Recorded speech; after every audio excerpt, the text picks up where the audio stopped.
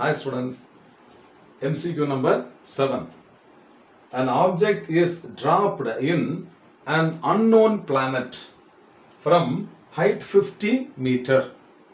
It reaches the ground in 2 seconds. The acceleration due to gravity in this unknown planet is asked. இப்போ earth இருக்குதுப்பா, நம்ம எர்த்தில் ஒரு ஆப்ஜெக்டை ட்ராப் பண்ணுறோம். அப்போ freely falling body starts from rest அப்படின்னாலே உடனே நம்ம இனிஷியல் வெலாசிட்டி 0 அப்படின்னு சொல்லுவோம். Acceleration due to gravity g equal to 9.8 metre per second square on எர்த்னு சொல்லுவோம். இதே இது மூனுடைய சர்ஃபஸில் இருந்து அதே ஆப்ஜெக்டை ட்ராப் பண்ணோம்னா acceleration due to gravity 1/6 that on the earth அப்படின்னு நம்ம படிச்சிருக்கிறோம். சரி, அதே மாதிரி வேற எங்கேயோ ஒரு பிளானட்ல போய் இதே ஆப்ஜெக்டை டிராப் பண்றாங்க. 50 மீட்டர் ஹைட்ல இருந்து அதை தரையை டச் பண்றதுக்கு எடுத்துக்கிற டைம் எவ்வளவு கொடுத்துருக்காங்க? 2 செகண்ட்ஸ்னு கொடுத்துருக்காங்க. அப்போ அந்த சர்ஃபஸ்ல ஆக்சலரேஷன் டியூ டு கிராவிட்டி எவ்வளவுன்னு கேட்குறாங்க. ரொம்ப ரொம்ப ரொம்ப சிம்பிளான ப்ராப்ளம்ப்பா இது.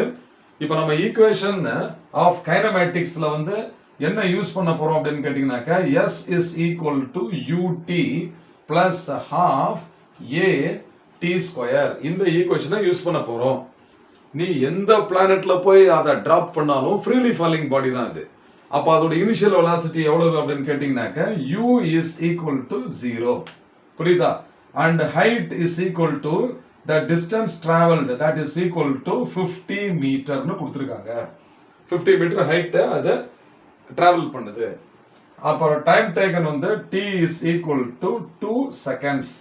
புரியுதா? 2 செகண்ட்ஸ். அப்போ இந்த ஈக்குவேஷன்ல நம்ம இதெல்லாம் சப்ஸ்டிடியூட் பண்ண போறோம்.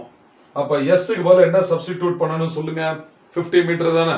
அப்போ இந்த ஈக்குவேஷன் இருக்குல்ல, this implies 50 is equal to, இப்போ இனிஷியல் வெலாசிட்டி 0 தானப்பா. அப்போ இது 0, ஓகேவா?